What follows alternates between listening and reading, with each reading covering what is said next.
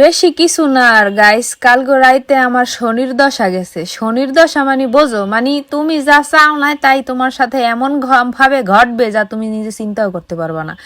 Guys কালকে রাইতে এমন ভয়ানক একটা গরম গেছে যে গরমের ঠেলায় আমি মনে করো মাথায় তেল দিছি, এমন তেল দিছি নারিকেল সর্ষা দুইটা মিলাইয়া এক লগে তেল দিছি।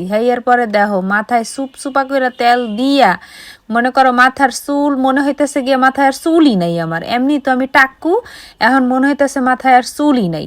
এরপর গাইস কি করমু, এখন দিশা না পাইয়া খিদা লাগছে, এখন কি খামু দিশা না পাইয়া মরিচ টালছি, মরিচ ভাজছি আর কি কতগুলা।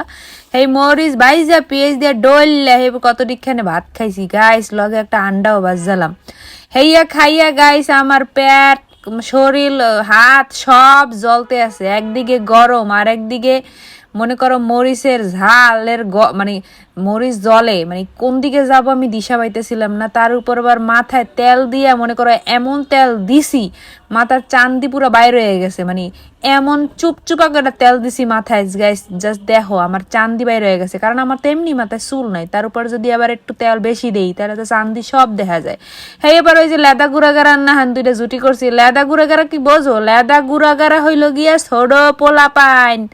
যাই হোক এখন হেইয়ার মতো দিয়া তেল গাইস আমার মানে কারেন্ট এখন বলি কারেন্টের কথা, কারেন্ট একটু পর পর আইয়া উকি মারে আবার চলি যায়।